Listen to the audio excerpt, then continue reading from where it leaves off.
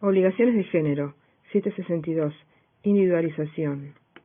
La obligación de dar es de género si recae sobre cosas determinadas solo por su especie y cantidad. Las cosas debidas en una obligación de género deben ser individualizadas. La elección corresponde al deudor, excepto que lo contrario resulte de la convención de las partes. La elección debe recaer sobre cosa de calidad media y puede ser hecha mediante manifestación de voluntad expresa o tácita. 763. Período anterior a la individualización. Antes de la individualización de la cosa debida, el caso fortuito no libera al deudor. Después de hecha la elección, se aplican las reglas sobre la obligación de dar cosas ciertas. Parágrafo quinto. Obligaciones relativas a bienes que no son cosas. 764. Aplicación de normas. Las normas de los parágrafos 1, 2, 3 y 4 de esta sección se aplican en lo pertinente a los casos en que la prestación debida consiste en transmitir o poner a disposición del acreedor un bien que no es cosa. Obligaciones de dar dinero. No son obligaciones de dar sumas de dinero, son obligaciones de dar dinero. Parágrafo 6. 765. Concepto. La obligación es de dar dinero si el deudor debe cierta cantidad de moneda, determinada o determinable, al momento de la constitución de la obligación. Si por el acto por el que se ha constituido la obligación se estipuló dar moneda que no sea de curso legal de la República, la obligación debe considerarse como de dar cantidades de cosas, y el deudor puede liberarse dando el equivalente en moneda de curso legal. Artículo 766. Obligación del deudor. El deudor debe entregar la cantidad correspondiente de la especie designada.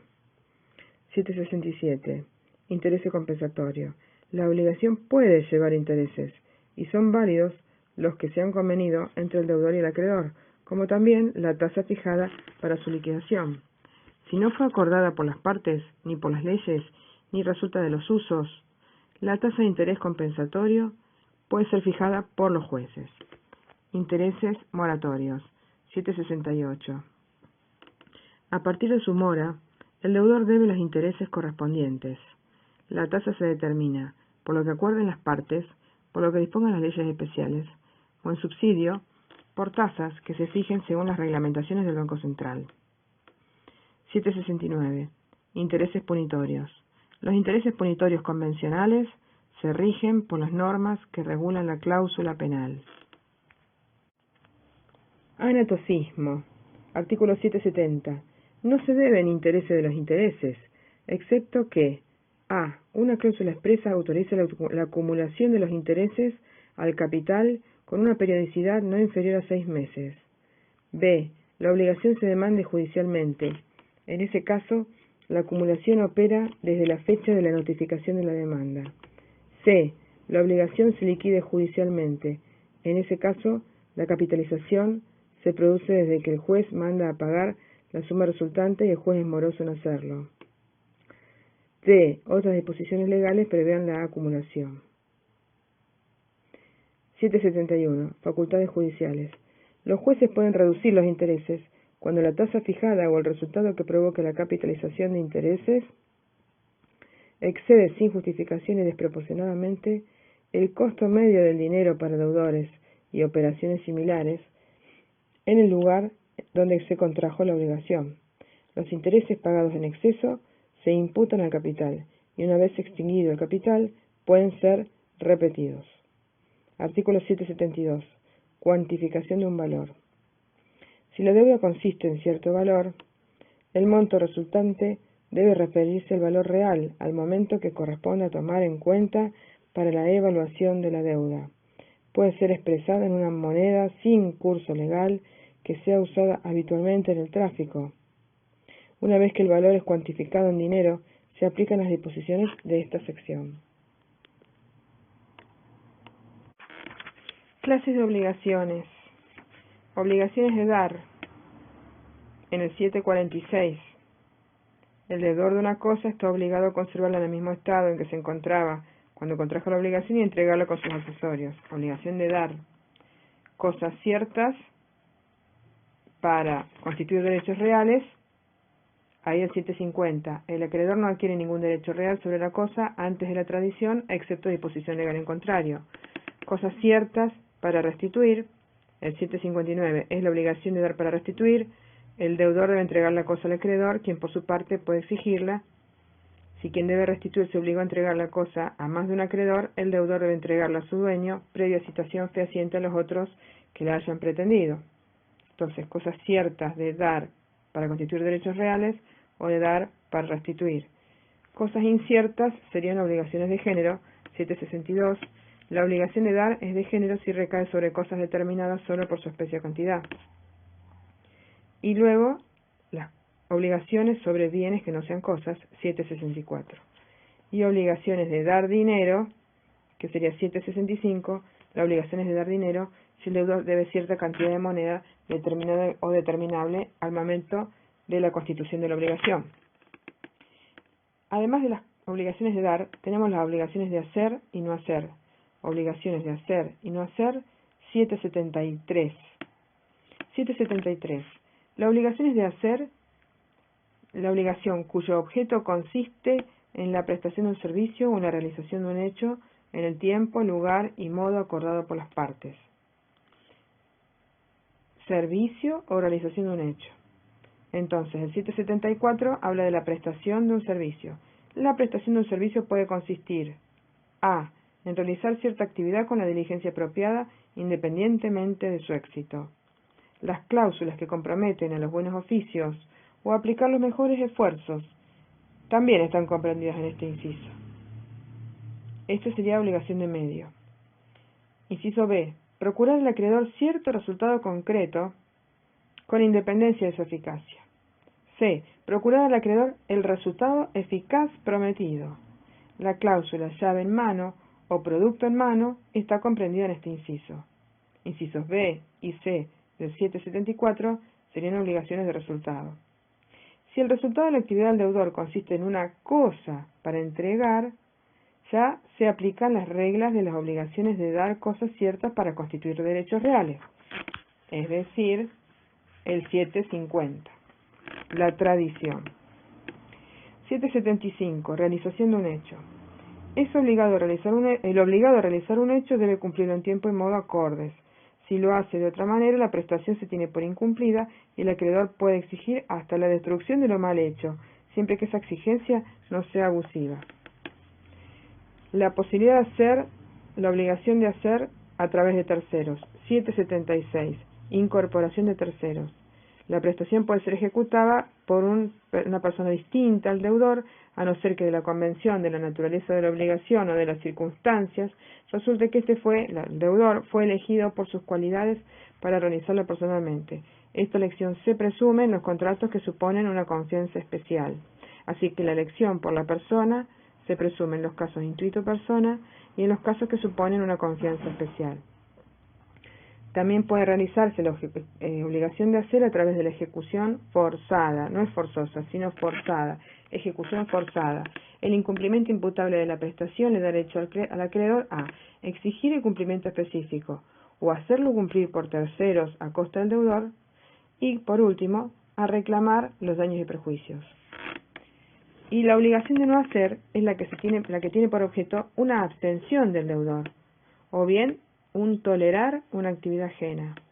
Su incumplimiento imputable permite reclamar la destrucción física de lo que se ha realizado y los daños y perjuicios.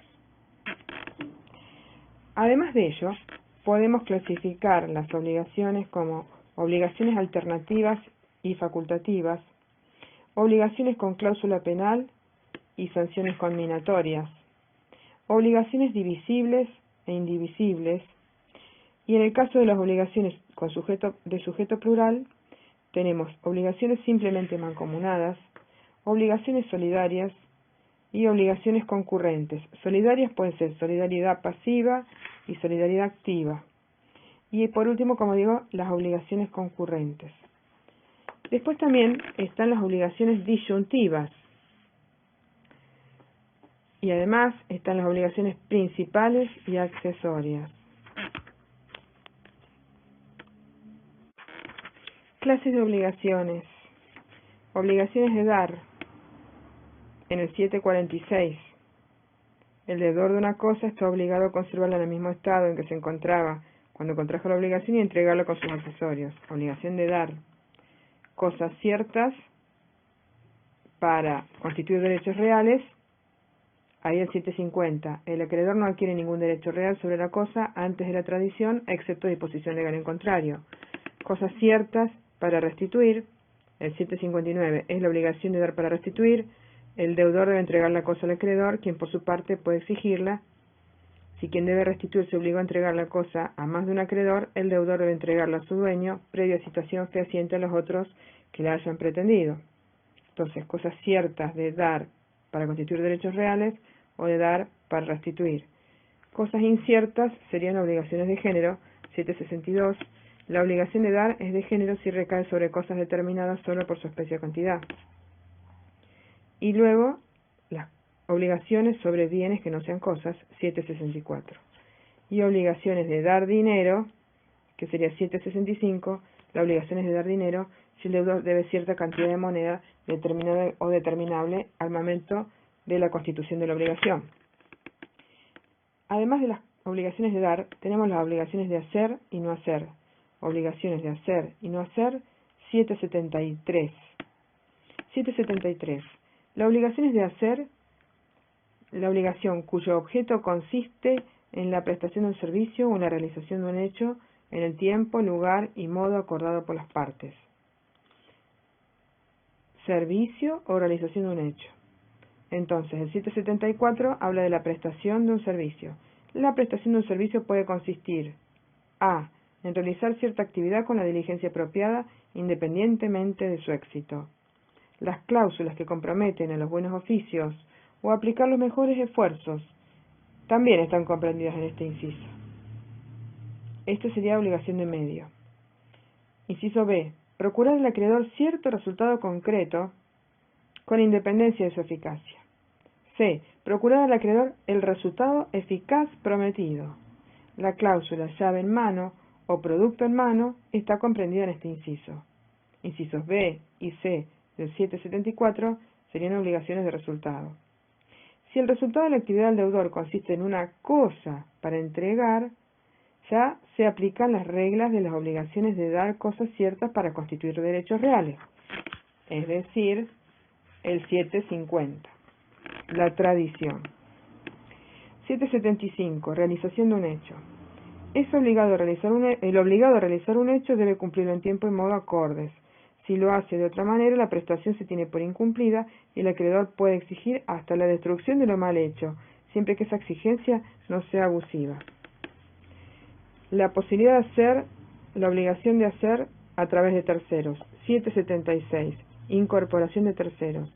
La prestación puede ser ejecutada por una persona distinta al deudor, a no ser que de la convención de la naturaleza de la obligación o de las circunstancias resulte que el deudor fue elegido por sus cualidades para realizarlo personalmente. Esta elección se presume en los contratos que suponen una confianza especial.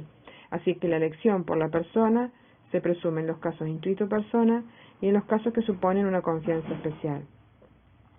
También puede realizarse la obligación de hacer a través de la ejecución forzada, no es forzosa, sino forzada, ejecución forzada. El incumplimiento imputable de la prestación le da derecho al acreedor a exigir el cumplimiento específico o hacerlo cumplir por terceros a costa del deudor y, por último, a reclamar los daños y perjuicios. Y la obligación de no hacer es la que tiene por objeto una abstención del deudor, o bien un tolerar una actividad ajena. Su incumplimiento imputable permite reclamar la destrucción física de lo que se ha realizado y los daños y perjuicios. Además de ello, podemos clasificar las obligaciones como obligaciones alternativas y facultativas, obligaciones con cláusula penal y sanciones conminatorias, obligaciones divisibles e indivisibles, y en el caso de las obligaciones de sujeto plural, tenemos obligaciones simplemente mancomunadas, obligaciones solidarias y obligaciones concurrentes. Solidarias pueden ser solidaridad pasiva y solidaridad activa. Y por último, como digo, las obligaciones concurrentes. Después también están las obligaciones disyuntivas. Y además están las obligaciones principales y accesorias. Obligaciones de hacer y de no hacer. 773. La obligación de hacer es aquella cuyo objeto consiste en la prestación de un servicio o la realización de un hecho en el tiempo, lugar y modo acordado por las partes. 774. Prestación de un servicio. La prestación de un servicio puede consistir en la realización de cierta actividad con la diligencia apropiada, independientemente de su éxito, en procurar al acreedor cierto resultado concreto con independencia de su eficacia, en procurar al acreedor un resultado concreto, eficaz, prometido. La cláusula llave en mano o producto en mano está comprendida en este inciso. Si el resultado de la actividad del deudor consiste en una cosa, para su entrega se aplican las reglas de la obligación de dar cosas ciertas, para constituir derechos reales. 775. Realización de un hecho. El obligado, recordemos que era prestación de un servicio o realización de un hecho. 775. Realización de un hecho. El obligado a realizar un hecho debe cumplirlo en tiempo y modo acordes con la intención de las partes o con la índole de la obligación. Si lo hace de otra manera, la prestación se tiene por incumplida y el acreedor puede exigir la destrucción de lo mal hecho siempre que tal exigencia no sea abusiva. 776. Incorporación de terceros. La prestación puede ser ejecutada por persona distinta del deudor, a no ser que de la convención de la naturaleza de la obligación o de la circunstancia resulte que ese deudor fue elegido por sus cualidades para realizarlo personalmente. Esta elección se presume en los contratos que suponen una confianza especial. 777. Ejecución forzada, no forzosa, forzada. El incumplimiento imputable de la prestación le da derecho al acreedor a exigir su cumplimiento específico. B. Hacerlo cumplir por terceros a costa del deudor. C. Reclamar los daños y perjuicios. 778. Obligación de no hacer. Bueno.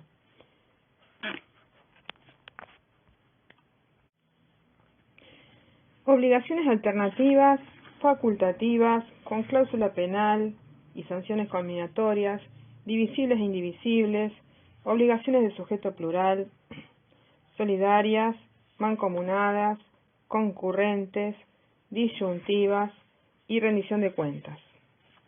779. Concepto de las obligaciones alternativas. 779.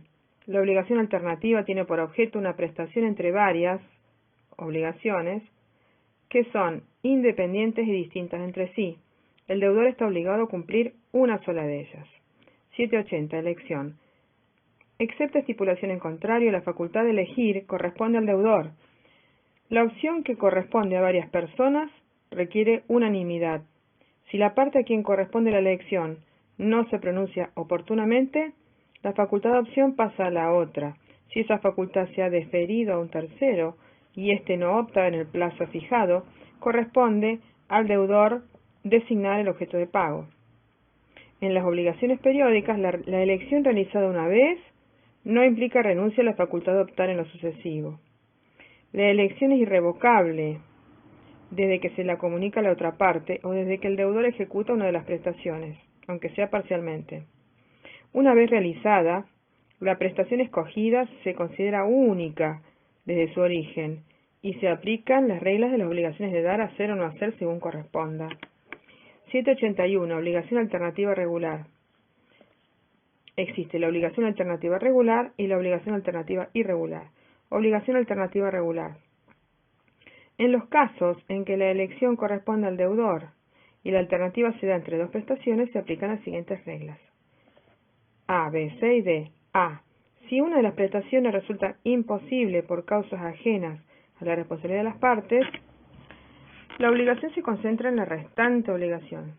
Y si la imposibilidad proviene de causas atribuidas a la responsabilidad del acreedor, el deudor tiene derecho a optar entre dar por cumplida la obligación o cumplir todavía la obligación que todavía es posible y reclamar daños y perjuicios.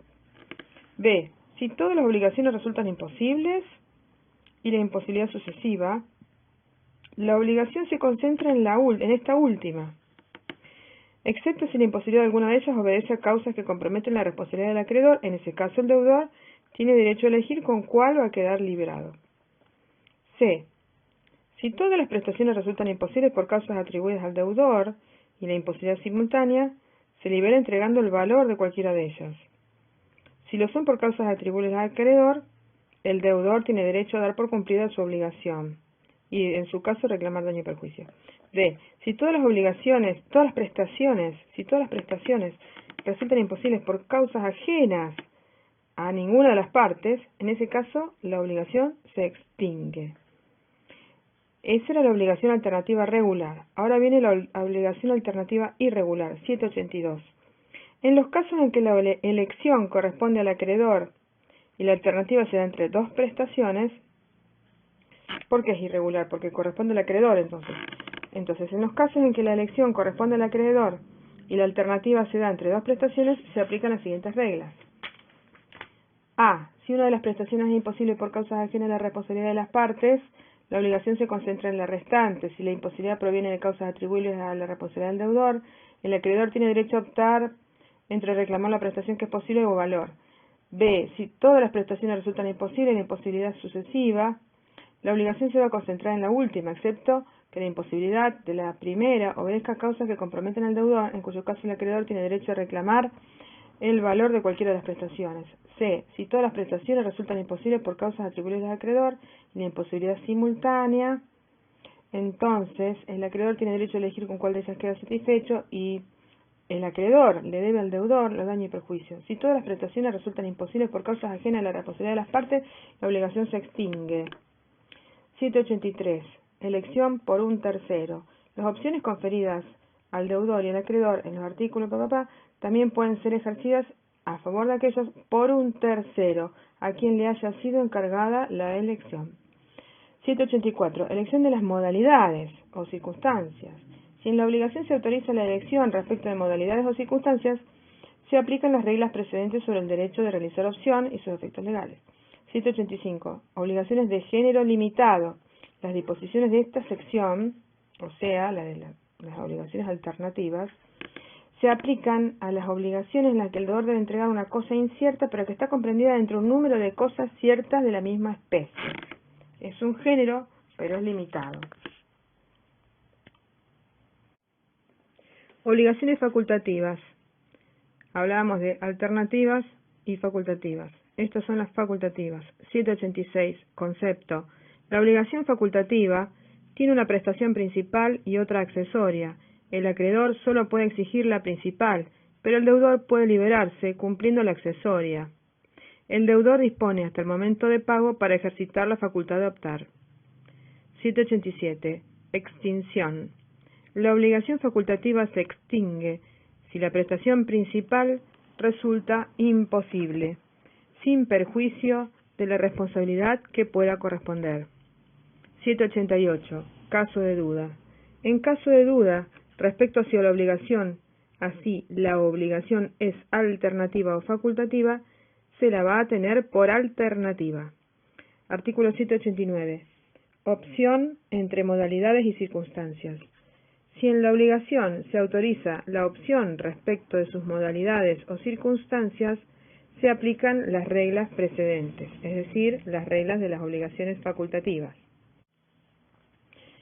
Obligaciones alternativas, facultativas, con cláusula penal y sanciones combinatorias, divisibles e indivisibles, obligaciones de sujeto plural, solidarias, mancomunadas, concurrentes, disyuntivas y rendición de cuentas.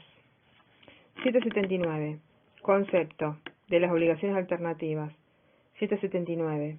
La obligación alternativa tiene por objeto una prestación entre varias obligaciones que son independientes y distintas entre sí.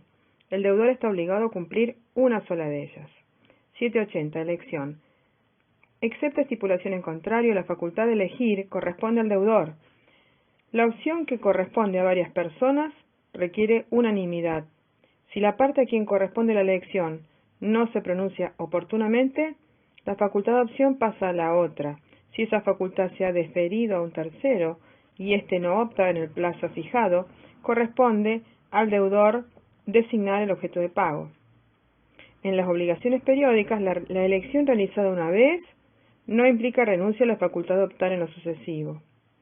La elección es irrevocable desde que se la comunica a la otra parte o desde que el deudor ejecuta una de las prestaciones, aunque sea parcialmente. Una vez realizada, la prestación escogida se considera única desde su origen y se aplican las reglas de las obligaciones de dar, hacer o no hacer según corresponda. 781. Obligación alternativa regular. Existe la obligación alternativa regular y la obligación alternativa irregular. Obligación alternativa regular. En los casos en que la elección corresponde al deudor y la alternativa se da entre dos prestaciones, se aplican las siguientes reglas. A, B, C y D. A. Si una de las prestaciones resulta imposible por causas ajenas a la responsabilidad de las partes, la obligación se concentra en la restante obligación. Y si la imposibilidad proviene de causas atribuidas a la responsabilidad del acreedor, el deudor tiene derecho a optar entre dar por cumplida la obligación o cumplir todavía la obligación que todavía es posible y reclamar daño y perjuicio.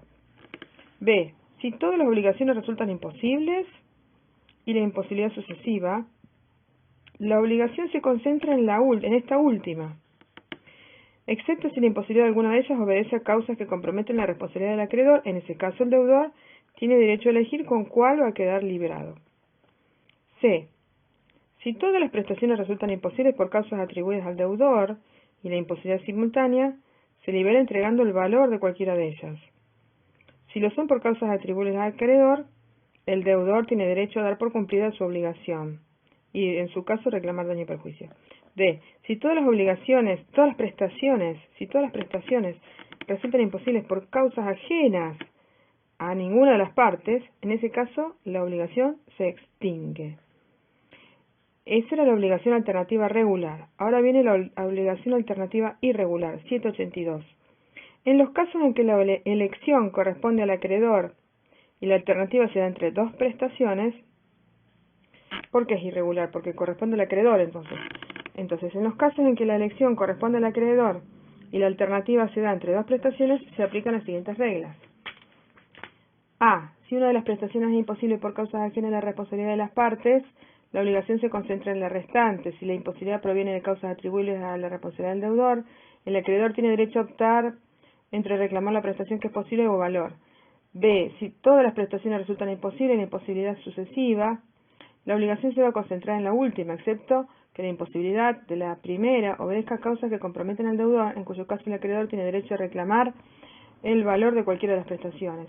C. Si todas las prestaciones resultan imposibles por causas atribuibles al acreedor y la imposibilidad simultánea, entonces el acreedor tiene derecho a elegir con cuál de ellas queda satisfecho y el acreedor le debe al deudor los daños y perjuicios. Si todas las prestaciones resultan imposibles por causas ajenas a la responsabilidad de las partes, la obligación se extingue. 783. Elección por un tercero. Las opciones conferidas al deudor y al acreedor en los artículos también pueden ser ejercidas a favor de aquellos por un tercero a quien le haya sido encargada la elección. 784. Elección de las modalidades o circunstancias. Si en la obligación se autoriza la elección respecto de modalidades o circunstancias, se aplican las reglas precedentes sobre el derecho de realizar opción y sus efectos legales. 785. Obligaciones de género limitado. Las disposiciones de esta sección, o sea, las obligaciones alternativas, se aplican a las obligaciones en las que el deudor debe entregar una cosa incierta, pero que está comprendida dentro de un número de cosas ciertas de la misma especie. Es un género, pero es limitado. Vamos nuevamente con la clasificación de obligaciones, teniendo en cuenta la cantidad de sujetos de las obligaciones, cuestión que es confusa. Para ello voy a leer un artículo del doctor Marcelo J. López Mesa en eldial.com que dice: efectos de la yuxtaposición de categorías normativas en las obligaciones de sujeto plural en el nuevo Código Civil y Comercial. Voy a leer resumiendo. Entonces, dice López Mesa que a diferencia de otros códigos, tanto en el de Vélez-Sarsfield como en el nuevo Código Civil y Comercial, se hace la distinción entre obligaciones divisibles e indivisibles, en lo que respecta a la clasificación con relación al objeto, y después se realiza otra clasificación distinta en relación con las personas, y ahí se las clasifica en solidarias, simplemente mancomunadas o concurrentes. Artículos 850 y 852. Tanto en el de Vélez como en el nuevo Código Civil y Comercial se comienza legislando las obligaciones divisibles, que constituyen el principio general en materia de obligaciones, pasando luego a hablar de la excepción, que serían las indivisibles. El problema es que tanto Vélez como el nuevo Código Civil y Comercial juxtaponen dos clasificaciones de diverso objeto y alcance: obligaciones divisibles e indivisibles por un lado y obligaciones mancomunadas, solidarias y concurrentes por el otro. Estas dos clasificaciones son distintas, apuntan a diferentes aspectos y no son del todo coincidentes, aunque sí tienen numerosos puntos de contacto. Esto demuestra una posible deficiencia legislativa, dice el autor López Mesa. Empezamos con obligaciones de sujeto plural. Es interesante este análisis de López Mesa. Dice que hasta hace algunas décadas las obligaciones eran simples, siempre eran entre un acreedor y un deudor, y estaba claro, Juan le debía a Pedro, Pedro le debía a Juan, punto. Y que eso, sobre todo, según López Mesa, se sigue dando en los lugares menos populosos. Pero López Mesa cita al autor Federico Sola, que dice: hoy podemos afirmar que el fenómeno se ha invertido o ha mutado debido al avance tecnológico en general y a las comunicaciones. Entonces subsiste la relación cara a cara entre Juan y Pedro, acreedor y deudor, pero hasta los más insignificantes actos cotidianos de la vida, casi sin que nos demos cuenta, en esos casos muchas personas se encuentran involucradas y entonces se torna evidente que se genera algún conflicto de intereses jurídicos. Y entonces se vuelve más común la existencia de un conflicto colectivo por las necesidades actuales de tráfico, la aparición de nuevas figuras de servicios, etc. Lo que sí es indudable es que la responsabilidad plural es uno de los signos de estos tiempos y se manifiesta en los más variados ámbitos. Como sea desde la óptica de los sujetos que intervienen en ella, las obligaciones pueden clasificarse entonces en obligaciones individuales simples o de sujeto singular y obligaciones múltiples, complejas, compuestas de sujeto plural. Así que partimos de las simples o las de sujeto plural. Avanzando en el tema, cabe precisar que la pluralidad puede ser originaria o sobreviniente. Originaria si está presente en la génesis de la obligación, y sobreviniente si por la transmisión de la obligación, sea por actos intervivos o mortis causa, varias personas pasan a ocupar un lugar que antes encarnaba una sola. Bueno, en el caso de la pluralidad puede ser alternativa o disyunta, que dice que que el autor Colmo le llamaba disjunta. Alternativa o disyunta. Puede ser alternativa, disjunta o disyunta por un lado y conjunta o mancomunada por el otro lado. Puede haber obligación plural de sujeto múltiple de dos formas. Puede ser alternativa, disjunta o disyunta, o bien conjunta mancomunada. Esta disquisición amerita algunas reflexiones. Entonces vamos con las disyuntas o alternativas. La alternativa disyunta o conjunta, o disyunta o disjunta. Disjunta le llamaba al doctor Alfredo Colmo. La voz disyunción deriva del latín disjunto onis, que refleja acción y efecto de desunir, disyunto. Son todas las obligaciones donde hay varios deudores o varios acreedores, pero están unidos por la conjunción o. Por ejemplo, A pagará a B o C. B o C pagarán a A, tantos dólares. El Código Civil y Comercial los regula en el 853 a 855. Así que tenemos las alternativas o disyunta. Tienen características que dice que hay una misma causa, hay un mismo objeto, los sujetos se encuentran sometidos a una condición resolutoria, porque la condición resolutoria, que interesante, es, por ejemplo, en el caso de los deudores disyuntos, la condición resolutoria de cada uno de ellos es que el acreedor elija al otro. Y entonces, por condición resolutoria se acaba. Bueno, esas son las obligaciones disyuntas. Y el sujeto que paga no cuenta con acción de contribución o reembolso respecto de los otrora codeudores o acreedores. Perfecto. Después está la obligación conjunta, y la obligación conjunta puede ser mancomunada, solidaria o concurrente. Ahí entra a analizarse qué es mancomunada, solidaria o concurrente. Y a su vez pueden ser en forma originaria o derivada. Originaria, en el mismo momento de formarse la obligación existe esa pluralidad.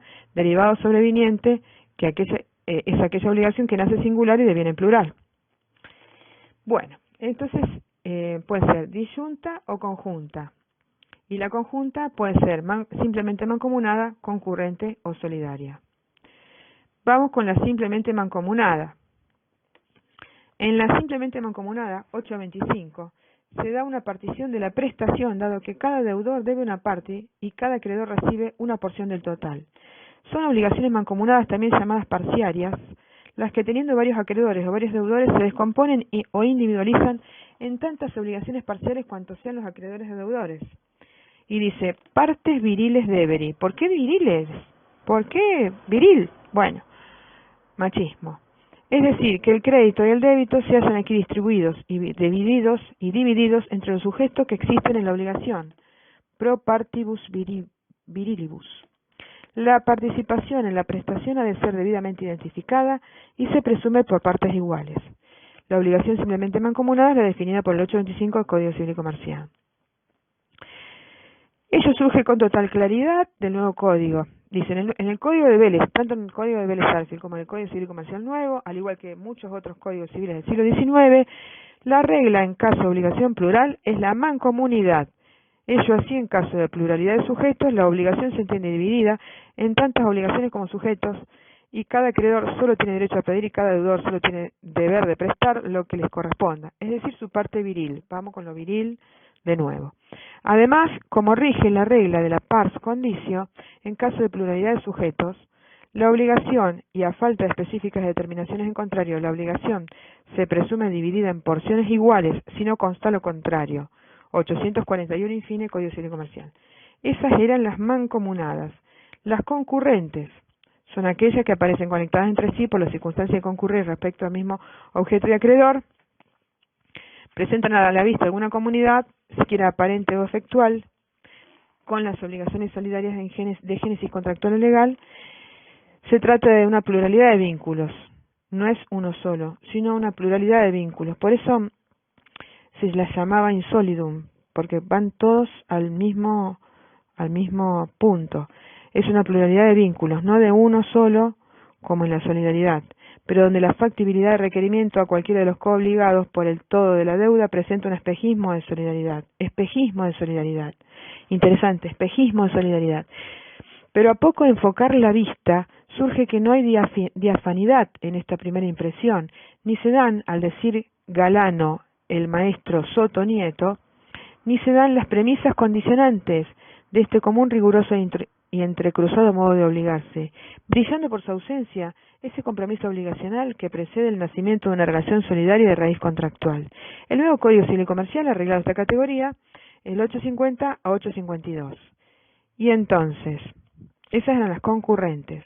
Y en las obligaciones solidarias no hay parcelamiento o fraccionamiento obligacional, al menos no en sentido general, y cualquiera de los acreedores tiene derecho a la totalidad de la prestación. Es el artículo 828. La solidaridad no se presume y debe surgir inequívocamente de la ley o del título constitutivo de la obligación. Según López Mesa, bien se ha dicho, la solidaridad del crédito se emplea comúnmente en el tráfico jurídico como un medio de reforzar la garantía del cumplimiento de los créditos. Resulta de una relación de garantía más radical que la fianza, que se define como la relación accesoria, puesto que en la fianza existe el beneficio de excusión del fiador, al que no se puede reclamar ni perseguir, sino previo a la insolvencia o impago acreditado del deudor principal. Y en la fianza existe el beneficio de división entre los cofiadores, lo que no rige en la solidaridad. La solidaridad no significa que solo existe un solo vínculo entre las partes, sino que la pluralidad de sujetos predica ordinariamente una pluralidad de vínculos. Luego sigue López Mesa diciendo, aparte de solidarias, mancomunadas y concurrentes, existe otra división posible de las obligaciones plurales, conjuntas o complejas. Desde otro ángulo, que luego analizaremos en detalle, las obligaciones conjuntas, a su vez, pueden tener objeto divisible o indivisible. Los efectos de la obligación simplemente mancomunada se parecen a los efectos de las obligaciones de objeto divisible. Es más, el Código Civil argentino prácticamente asimila a ambas en el tratamiento que les da. Por el contrario, los efectos de la obligación solidaria y los de la indivisible no resultan equiparables, pese a que los dos tienen un elemento en común, la posibilidad de reclamo por cualquiera de los acreedores y la obligación correlativa de cada deudor de pagar el total de la deuda. Obligaciones divisibles e indivisibles. Obligaciones divisibles. El criterio de la clasificación de las obligaciones en divisibles e indivisibles atiende a la aptitud del objeto, debiendo ser satisfechos por partes, de manera que cada parte conserve proporcionalmente las cualidades y valor del todo. El criterio para aceptar la divisibilidad de una obligación es el de atender a la divisibilidad de su cumplimiento. Cabe decir que una obligación es divisible en aquellos casos en que la prestación puede fraccionarse en partes análogas y homogéneas, sin menoscabo de su valor. En cambio, si la prestación no puede fraccionarse, porque ello no satisfaría el interés del acreedor o afectaría decisivamente el valor de la cosa, como pintar el cuadro, realizar una joya, escribir un libro, la obligación es indivisible. Una obligación es divisible cuando puede ser cumplida en forma fraccionada. Es indiferente que ello ocurra por la naturaleza de la prestación, entrega de una obra de arte, porque se ha establecido por contrato, o porque de tal modo lo ha dispuesto el legislador. Es indivisible la obligación no susceptible de cumplimiento parcial. Esta distinción ya viene de los romanos. Sin embargo, cabe aclarar que los romanos no elaboraron una teoría de doctrina al respecto, sino que fueron resolviendo caso por caso. Desde los romanos hasta aquí existen algunas pautas preliminares para distinguir entre divisibles e indivisibles. Llegado a este punto, es menester dejar sentado que para que la obligación se considere divisible es necesario que el objeto sea materialmente divisible, pero no basta solo con esto, sino que es necesario que la división o fraccionamiento no reduzca nocivamente o haga desaparecer el valor del objeto. Por ejemplo, un caballo de trabajo partido en dos deja de ser un caballo y deja de tener valor como tal para pasar a transformarse en 200 kilos de carne de baja calidad y poco satisfactoria para el consumo. Una parcela de 3 hectáreas sembrada de peras o manzanas podría ser materialmente dividida en varias fracciones, pero al tornarse inviables económicamente esas fracciones, la ley las considera indivisibles. Así es que para juzgar si una obligación es o no divisible, debe tomarse en cuenta el aspecto funcional de la cosa y no la mera divisibilidad material. Es así, se considera indivisible una obligación cuando el fraccionamiento puede afectar su valor económico, una piedra preciosa o un cuadro famoso, por ejemplo. En cuanto a obligaciones indivisibles, el Código de Vélez define como indivisibles a las prestaciones que no pudiesen ser cumplidas sino por entero. Decía así Vélez, las prestaciones que no pueden ser cumplidas sino por entero. En cambio, el 813 CC-ICN las define como aquellas obligaciones no susceptibles de cumplimiento parcial. Obligación indivisible es aquella que no es posible cumplir por partes, como la de entregar un caballo, cualquier otro animal o una obra de arte. El tema de la división de obligaciones en divisibles e indivisibles carece de toda importancia en el caso de la obligación del sujeto simple, porque ahí el deudor, sujeto simple, ya sea acreedor o deudor, porque ahí el deudor no puede obligar al acreedor a recibir la prestación por partes, salvo que ello se haya establecido así entre las partes o en un convenio. La imposibilidad de cumplir la prestación por partes fraccionándola o dividiéndola convierte a una obligación en indivisible. La imposibilidad de cumplir la prestación por partes fraccionándola o dividiéndola convierte a una obligación en indivisible. Nuestro código no utiliza el estándar o pauta de la indivisibilidad natural de la prestación para distinguir entre obligaciones divisibles e indivisibles, sino nuestro código, en forma amplia, establece la indivisibilidad de las prestaciones que no pudieran ser cumplidas por entero. Así que no se refiere a indivisibilidad natural.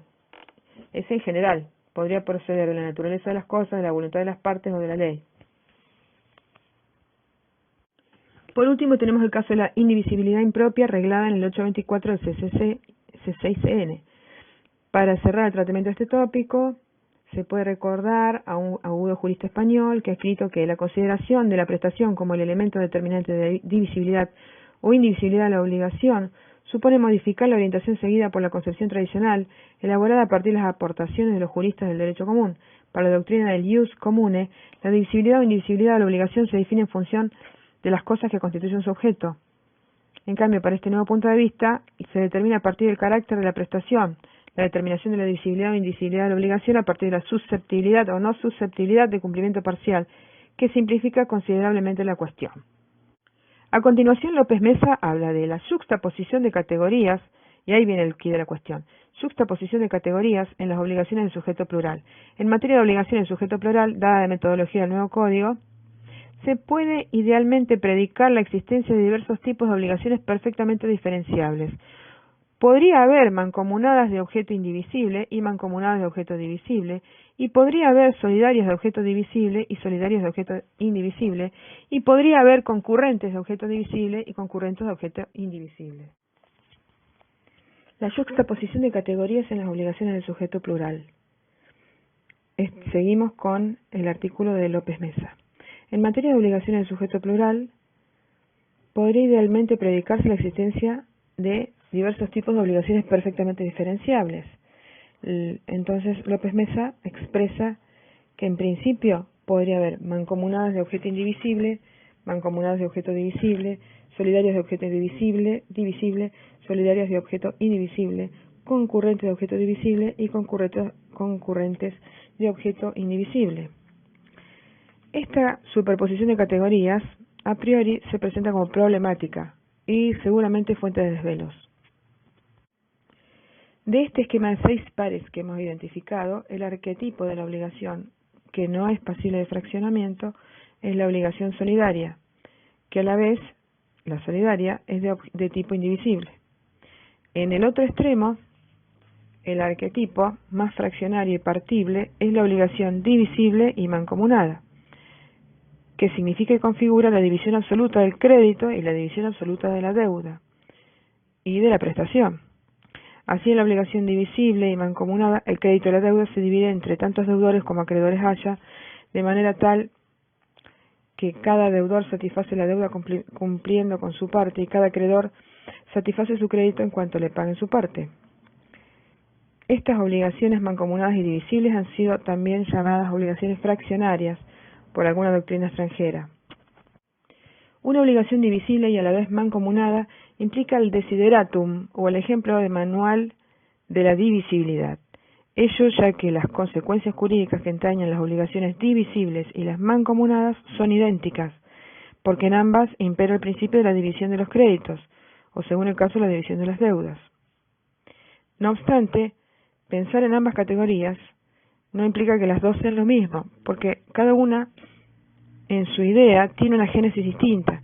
Las obligaciones divisibles se determinan por la naturaleza de la prestación, en cambio las mancomunadas lo hacen por la forma en que los sujetos quedan obligados, lo que carece de consecuencias prácticas. La obligación divisible mancomunada configura una obligación divisible de todo punto de vista, primero por la naturaleza de la obligación y además por la forma en que permanecen obligados los deudores. Ahora vamos al otro extremo, al otro desideratum. Siendo al tipo ubicado en el otro extremo, cabe decir que no están tan esencialmente vinculadas las indivisibles con las solidarias, como se cree. Y ellas las ha legislado el Código Civil y Comercial en forma separada. Han sido objeto de un tratamiento aparte. Las consecuencias jurídicas de la indivisibilidad y de la solidaridad, contrariamente a lo que ocurre con el caso de la divisibilidad y mancomunidad, en el caso de las indivisibles y solidarias no son necesariamente coincidentes. La esencia jurídica de la indivisibilidad aparece vinculada a la naturaleza de la prestación, en cambio en el caso de la solidaridad está vinculado con la forma en que quedan obligados los codeudores o coacreedores. López Mesa cita a Federico Sola, que es juez en Córdoba, y que dice que la solidaridad y la indivisibilidad, los dos, actúan como fuerzas centrípetas. Recordemos, fuerzas centrífugas para adentro, fuerza centrípeta es para afuera. Como fuerzas centrípetas, con secuela aglutinante y con diversa intensidad, según sea por una u otra razón. Es más, Jambía ya hablaba, en el caso de la solidaridad, de una energía jurídica. Sola habla de la fuerza centrípeta, que prevalece sobre la centrífuga, por lo cual ciertos actos otorgados individualmente por un acreedor o por un deudor, en el caso de la solidaridad, se proyectan a los sujetos que integran el mismo polo, y va a ser mayor cuando confluyen ambas, la indivisibilidad y la solidaridad. Pero nunca va a ser absoluta, como si se tratara de un único deudor frente a un único acreedor. No, porque sabemos que en la solidaridad hay pluralidad de vínculos. Ello tiene directa incidencia en los efectos que se producen en uno y otro caso, con relación a las distintas vicisitudes que pueden acontecer durante la vida, como en la extinción de la obligación. Los sujetos del polo plural se encuentran pegados, unidos por esos dos imanes, o uno de ellos. lo que trae aparejado que algunas de las situaciones que protagonizan en forma individual se proyectan hacia sus compañeros de ruta y los afecten. No van a ser todos porque se trata de personas diferentes. Pero de todas maneras, las fuerzas centrípetas inevitablemente las van a colocar en muchas situaciones en el mismo lugar del barco en el que se encuentran, corriendo por ende la misma suerte. Esta situación se proyecta hacia el otro lado de la obligación en las relaciones externas, y cuando eso se verifica, la pluralidad va a lucir exteriormente como una unidad frente a la contraparte. O como se ha dicho, habrá efectos que trascienden de unos deudores a otros, poniendo en manifiesto un estrecho contacto entre los diversos vínculos. López Mesa analiza cuáles son las reglas que se aplican por defecto. Entonces, analiza que hay una confusión en esto, porque el 812, Código Civil y Comercial, dice: si la obligación divisible es además solidaria, se aplican las reglas de las obligaciones solidarias y la solidaridad activa-pasiva según corresponda. En cambio, también se establecen otras normas que establecen que en realidad, en todas otras situaciones, la regla es la mancomunidad. Y además establece López Mesa: en cambio, cuando la obligación es indivisible y mancomunada, lo primero, que sea indivisible, impide la división de la deuda y del crédito. Se aplicarán, por tanto, las reglas de la indivisibilidad. En la obligación divisible y solidaria es justamente el pacto de solidaridad, o en su caso, el precepto legal que evita la división. A las obligaciones de esta clase se le aplicarán las normas de la solidaridad. Más allá de todo eso, no cabe soslayar que cualquier obligación de sujeto plural va a tener que encajar necesariamente en una de estas 6 categorías o tipos que enunciamos más al comienzo. Se aplica allí el principio lógico de tercero excluido o tercero excluso. En este caso sería el séptimo excluso. Dice que solamente puede haber esos 6 tipos de combinaciones y no una séptima. No existe la posibilidad de encontrarnos con una obligación que no reúna esos criterios. Por eso la clasificación es doble. Primero hay que determinar la divisibilidad o invisibilidad, y esa divisibilidad o indivisibilidad se obtiene en razón de los criterios que le imponen: naturaleza, múltiplos de deudores y acreedores y eventuales pactos de indivisibilidad. Estos criterios nos conducen a concluir si la obligación es divisible o indivisible. Y luego hay que analizar si la obligación es mancomunada o solidaria. López Mesa también dice que se ha modificado un criterio importante desde el Código Civil al Código Civil y Comercial, porque al interior de las obligaciones solidarias, antes el artículo 1082 del Código de Vélez decía: indemnizando uno de ellos todo el daño, no tiene derecho para demandar a los otros las partes que les correspondiere. Eso era en los delitos civiles, que era el segmento que se aplicaba a esa norma. Entonces no podía existir siquiera idealmente en ese código una obligación que fuera a la vez solidaria y divisible, y no había obligación de contribuir ni concurrir.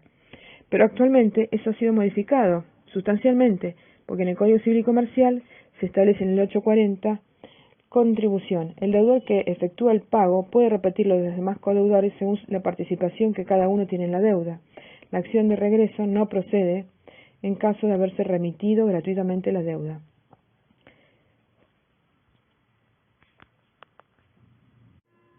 Entonces la conclusión en esta parte de López Mesa es que en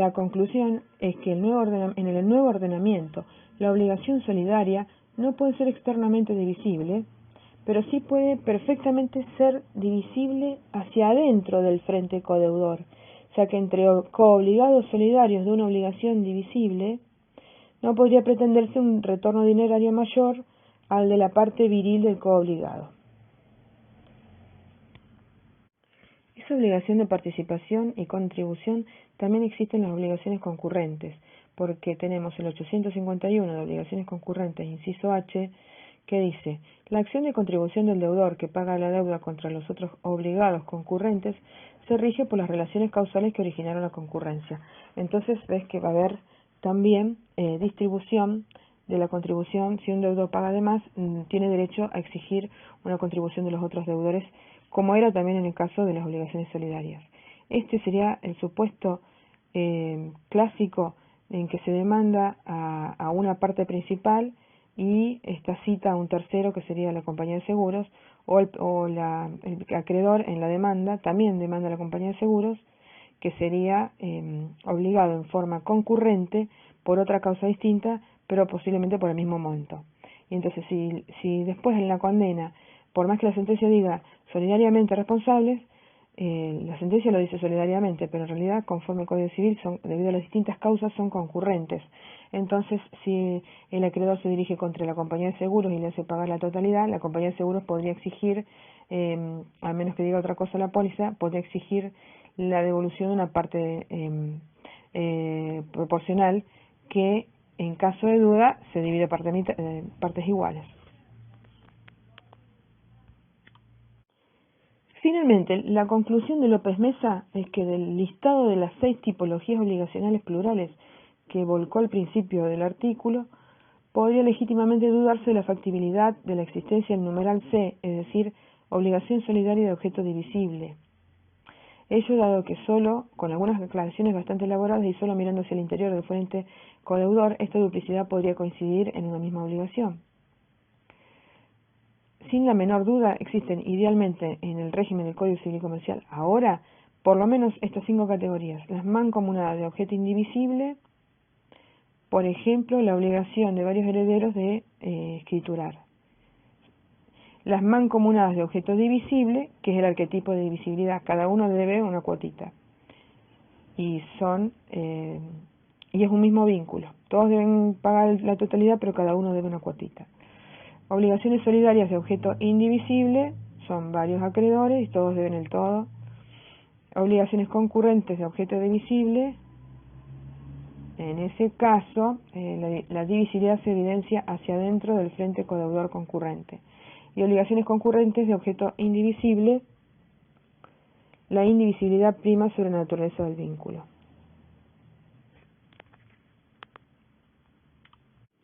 Algunas puntualizaciones, por ejemplo, tenemos que ver qué pasa en caso de duda, qué reglas se aplican.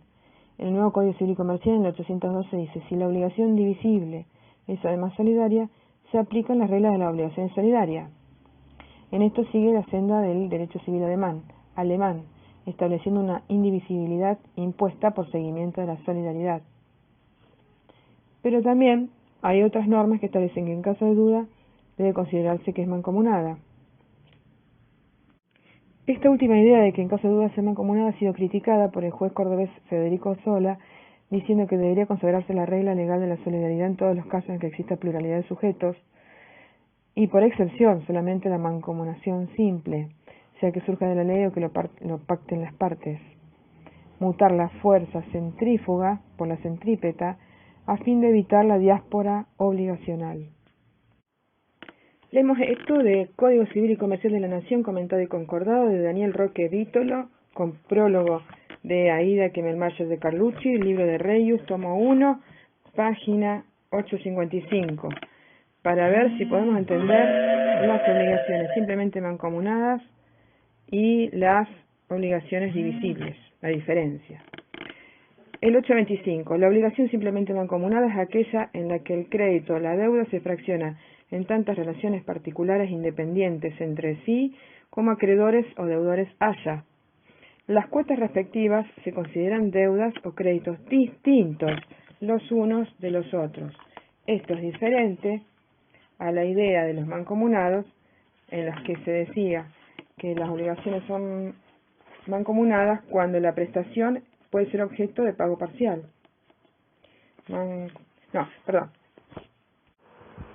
Parágrafo 2. Obligaciones indivisibles. 813. Concepto. Son indivisibles las obligaciones no susceptibles de cumplimiento parcial. 814. Casos de indivisibilidad. Hay indivisibilidad: a. si la prestación no puede ser materialmente dividida; b. si la indivisibilidad es convenida.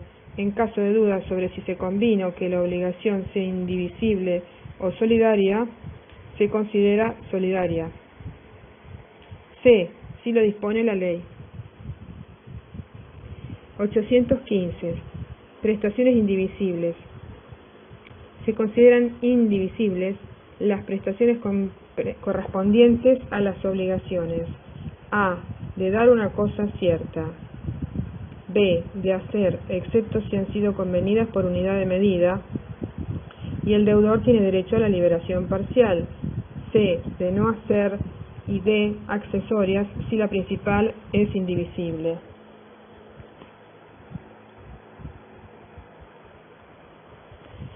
(816) Derecho de los acreedores al pago total. Cada uno de los acreedores tiene derecho de exigir la totalidad del pago a cualquiera de los codeudores o a todos ellos simultáneo o sucesivamente. 817. Derecho a pagar. Cualquiera de los codeudores tiene derecho a pagar la totalidad de la deuda a cualquiera de los acreedores. 818. Modos extintivos. La unanimidad de los acreedores es requerida para extinguir el crédito por transacción, novación, dación en pago y remisión. Igual recaudo exige la cesión del crédito, no así la compensación. 819. Responsabilidad de cada codeudor. La mora de uno de los deudores o de uno de los acreedores y los factores de atribución de responsabilidad de uno o de otro no perjudican a los demás. 820. Contribución. Si uno de los deudores paga la totalidad de la deuda o repara la totalidad de los daños o realiza gastos en interés común, tiene derecho a reclamar a los demás la contribución del valor de lo que han invertido en interés de ellos. 821. Participación. Si uno de los acreedores recibe la totalidad del crédito de la reparación de daños o más de su cuota, los demás tienen derecho a que se les pague el valor de lo que les corresponde conforme a la cuota de participación. 822. Prescripción extintiva.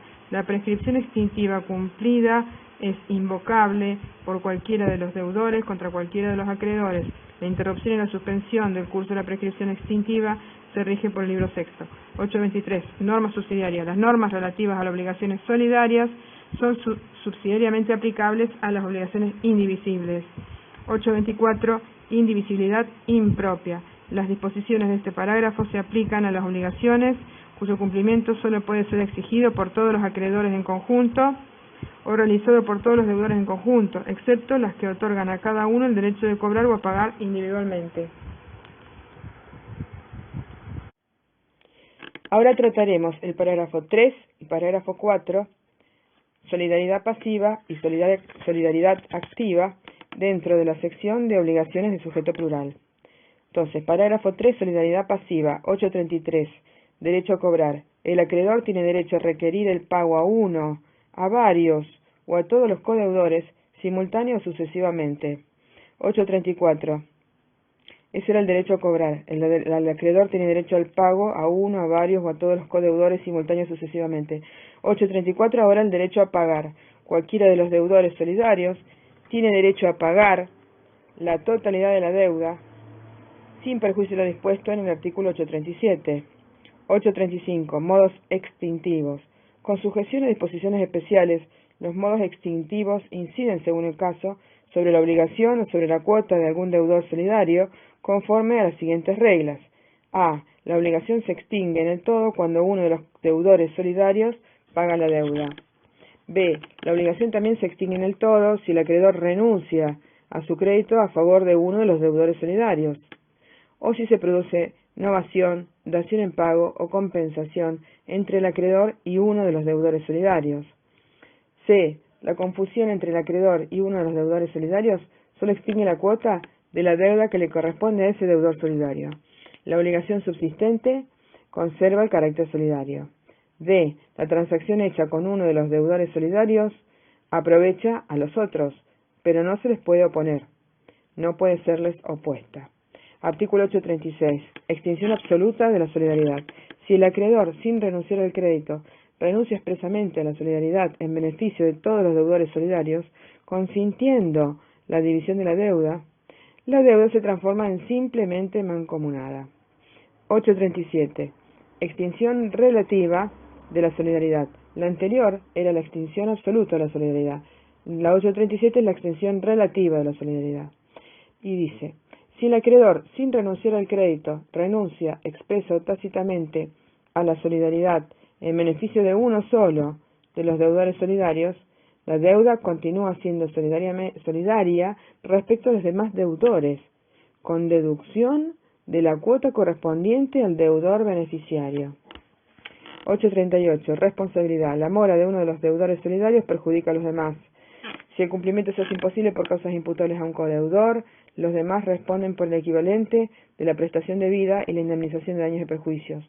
Las consecuencias propias del incumplimiento doloso de uno de los deudores no son soportadas por los otros.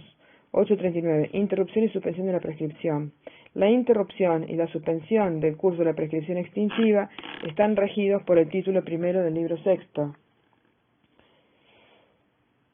Por eso, esto está conectado con el 829, criterio de aplicación, que dice que, con sujeción a lo dispuesto en este párrafo y en los dos siguientes, se considera que cada uno de los codeudores solidarios en la solidaridad pasiva y cada uno de los coacreedores en la solidaridad activa representa a los demás en los actos que realiza como tal. De ahí que la interrupción y la suspensión que haga cada uno de ellos esté regida por el título 1 del libro sexto, y la verdad es que la interrupción y la suspensión que hace cada uno de ellos interrumpe y suspende toda la obligación para todos. Contribución 840. El deudor que efectúa el pago puede repetirlo de los demás codeudores según la participación que cada uno tiene en la deuda. La acción de regreso no procede en caso de haberse remitido gratuitamente la obligación. Esto está conectado con otra norma que hay más adelante. Determinación de la cuota de contribución. 841. Las cuotas de contribución se determinan sucesivamente de acuerdo con a. Lo pactado, b. La fuente y la finalidad de la obligación, o en su caso, la causa de la responsabilidad, c. Las relaciones de los interesados entre sí, d. Las demás circunstancias. Si por aplicación de estos criterios no es posible determinar las cuotas de contribución, se entiende que participan en partes iguales. 842. Caso de insolvencia. La cuota correspondiente a los codeudores insolventes es cubierta por todos los obligados.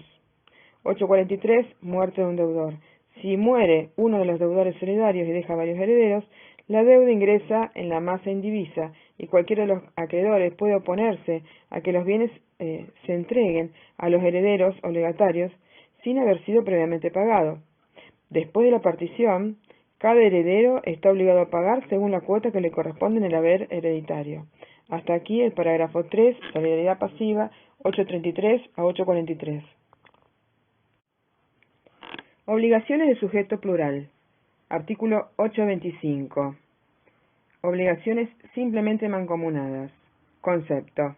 La obligación simplemente mancomunada es aquella en la que el crédito o la deuda se fracciona en tantas relaciones particulares independientes entre sí como acreedores o deudores haya. Las cuotas respectivas se consideran deudas o créditos distintos los unos de los otros. 826 efectos. Los efectos de la obligación simplemente mancomunada se rigen por lo dispuesto en la sección sexta de este capítulo, según que su objeto sea divisible o indivisible. Parágrafo 2. Obligaciones solidarias. Entonces, hasta acá hablamos de las obligaciones mancomunadas. Ahora las obligaciones solidarias. Disposiciones generales. 827. Concepto. Hay solidaridad en las obligaciones con pluralidad de sujetos y originadas en una causa única, cuando en razón del título constitutivo de la ley, su cumplimiento total puede exigirse a cualquiera de los deudores por cualquiera de los acreedores. 828. Fuentes.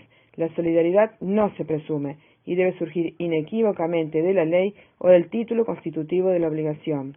829. Criterio de aplicación. Con sujeción a lo dispuesto en este parágrafo y en los dos siguientes, se considera que cada uno de los codeudores solidarios en la solidaridad pasiva, o bien cada uno de los coacreedores en la solidaridad activa, representa a los demás en los actos que realiza como tal. 830. Circunstancias de los vínculos. La incapacidad y capacidad restringida de alguno de los acreedores o de los deudores solidarios no perjudica ni beneficia la situación de los demás, tampoco la existencia de modalidades a su respecto. 831. Defensas. Cada uno de los deudores puede oponer al acreedor las defensas comunes a todos ellos. Las defensas personales que pueden oponer exclusivamente por el deudor o el acreedor a quienes correspondan. Las defensas personales pueden oponerse exclusivamente por el deudor o acreedor a quien correspondan y solo tienen valor frente al coacreedor a quien se refieran. Sin embargo, pueden expandir limitadamente sus efectos hacia los demás codeudores y posibilitar una reducción del monto total de la deuda que se les reclama hasta la concurrencia de la parte perteneciente en la deuda al codeudor que las puede invocar. 832. Cosa juzgada. La sentencia dictada contra uno de los codeudores no es oponible a los demás, pero estos pueden invocarla cuando no se fundan circunstancias personales del codeudor demandado. El deudor no puede oponer a los demás coacreedores la sentencia obtenida contra uno de ellos, pero los coacreedores pueden oponerla al deudor, sin perjuicio de las excepciones personales que el deudor tenga frente a cada uno de ellos. Hasta acá, entonces, obligaciones mancomunadas, artículos 825 a 826, y obligaciones solidarias, disposiciones generales 827 a 832.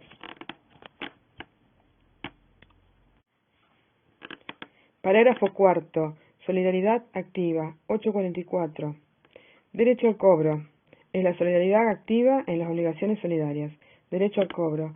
El acreedor o cada acreedor o todos ellos conjuntamente pueden reclamar al deudor la totalidad de la obligación. La novedad acá es lo de todos ellos conjuntamente. 845. Prevención de un acreedor. Si uno de los acreedores solidarios ha demandado judicialmente el cobro al deudor, el pago solo puede ser hecho por éste al acreedor demandante. 846. Modos extintivos.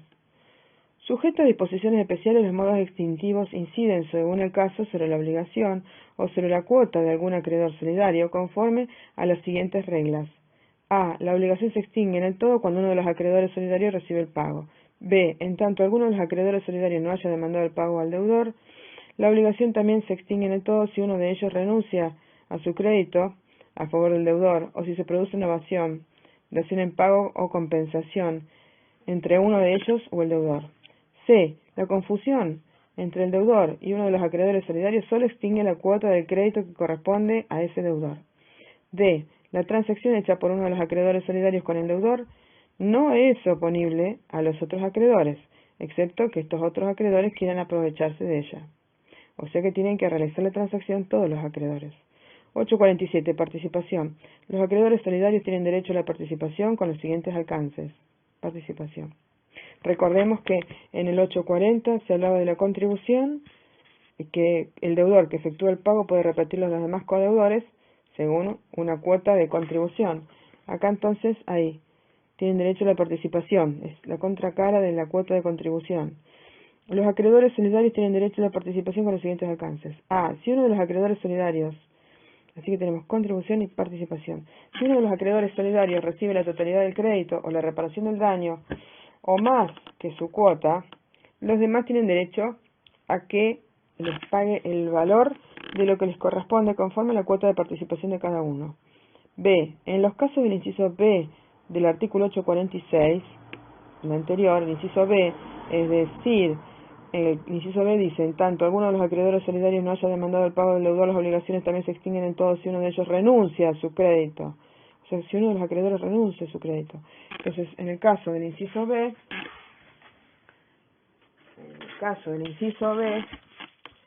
del artículo 846, los demás acreedores solidarios tienen derecho a la participación si hubo renuncia al crédito o compensación legal por la cuota por cada uno en el crédito original, y si hubo compensación convencional o facultativa, dación en pago o transacción por la cuota de cada uno en el crédito original, o por la que correspondería a cada uno conforme lo resultante en los actos extintivos a su elección.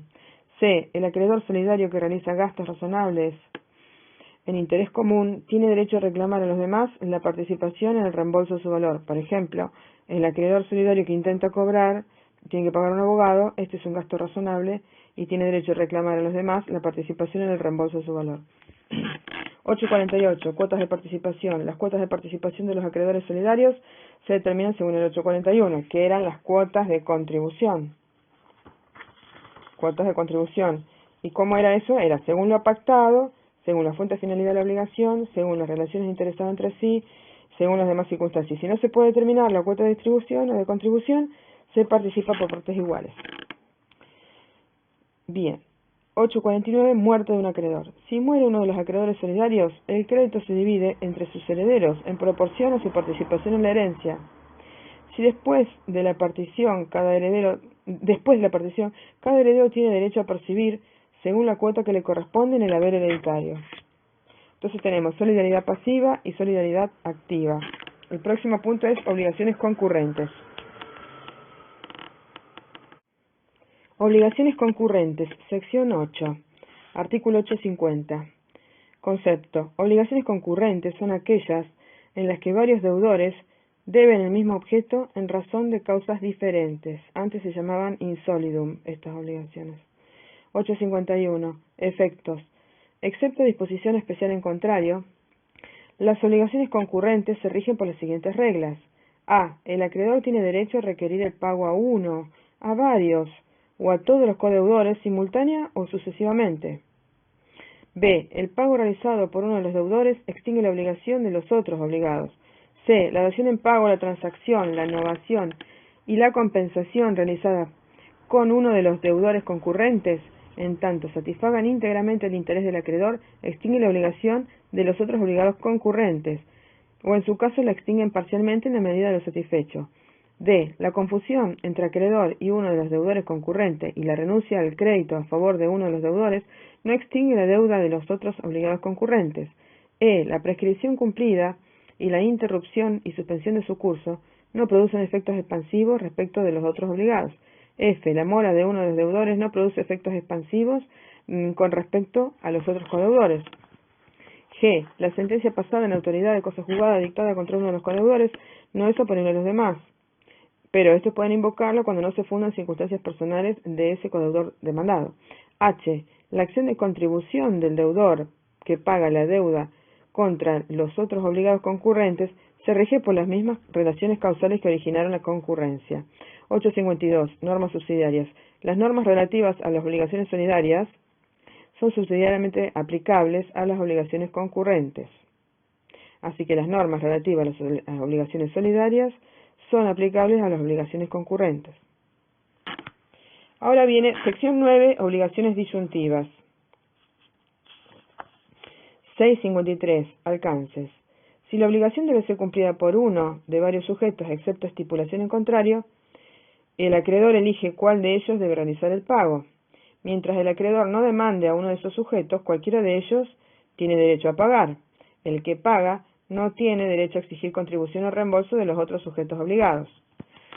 En esto es distinto de las obligaciones solidarias, porque los otros tienen derecho a exigir la cuota de contribución por el artículo 840.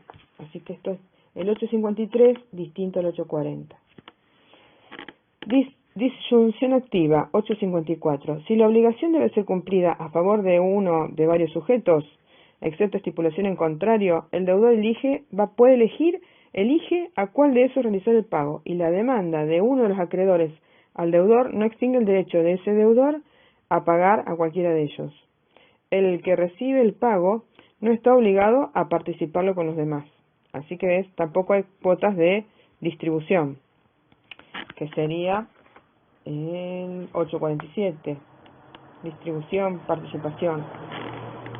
855. Reglas aplicables. Subsidiariamente se aplican las reglas de las obligaciones simplemente mancomunadas. Por eso no es solidaria. En el fondo son obligaciones simplemente mancomunadas. Después habla sección 10. Obligaciones principales y accesorias. 856. Obligaciones principales son aquellas cuya existencia, régimen jurídico, eficacia y desarrollo funcional son autónomas e independientes de cualquier otro vínculo obligacional. Los derechos y obligaciones son accesorios a una obligación principal cuando dependen de ella en cualquiera de los aspectos precedentemente indicados, o cuando resultan esenciales para satisfacer el interés del acreedor. 857. Efectos. La extinción, nulidad o ineficacia del crédito principal, en el caso de las obligaciones principales y accesorias, extinguen los derechos y obligaciones accesorias, excepto disposición legal o convencional en contrario. Vamos que falta poco con obligaciones. Rendición de cuentas, 858. Definiciones. Se entiende por cuenta la descripción de los antecedentes, hechos y resultados pecuniarios de un negocio, aunque consista en un acto singular. Hay rendición de cuentas cuando se las pone en conocimiento de la persona interesada, conforme a lo dispuesto en los artículos siguientes. 859. Requisitos. La rendición de cuentas debe ser hecha de modo descriptivo y documentado. B. Incluir las referencias y explicaciones razonablemente necesarias para su comprensión. C. Acompañar los comprobantes de los ingresos y de los egresos, excepto que sea de uso, no extenderlos. D. Concordar con los libros que lleve quien las rinda. 860. Obligación de rendir cuentas. Están obligados a rendir cuentas, excepto renuncia expresa del interesado, a. Quien actúa en interés ajeno, aunque sea en nombre propio, B. Quienes son parte en relaciones de ejecución continuada, cuando la rendición es apropiada y la naturaleza del negocio.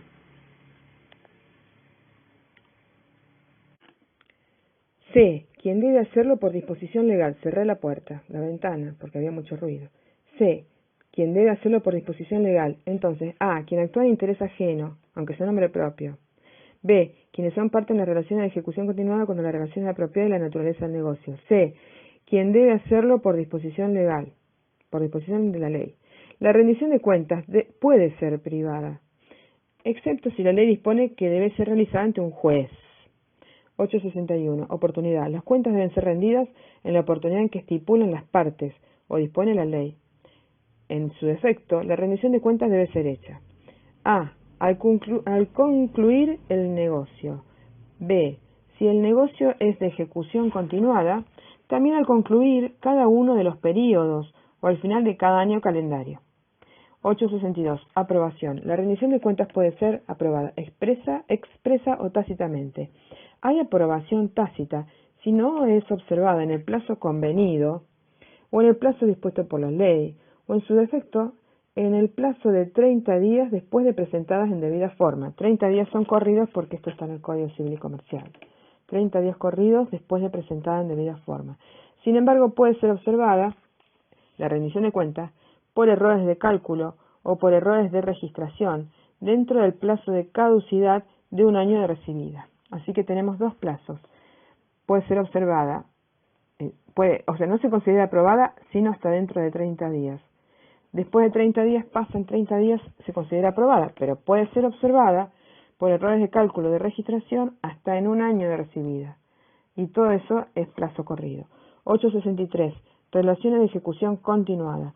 En relaciones de ejecución continuada, si la rendición de cuentas del último periodo es aprobada, se presume que también lo fueron las rendiciones correspondientes a los periodos anteriores. Es una presunción iuris tantum. 864. Saldos y documentos del interesado. Una vez aprobadas las cuentas, su saldo debe ser pagado en el plazo convenido dispuesto por la ley y en su efecto en el plazo de 10 días. Ahí tenemos otro plazo, 30 días, 1 año y 10 días. Si el obligado a rendirlas debe devolver al interesado los títulos y documentos que le hayan sido entregados, excepto las instrucciones de carácter personal. Entonces, una vez aprobadas las cuentas, A. Su saldo debe ser pagado en el plazo de 10 días corridos. B. El obligado a rendirla debe devolver al interesado los títulos y documentos que le hayan sido entregados, excepto las instrucciones de carácter personal, pero ahí no dice cantidad de días.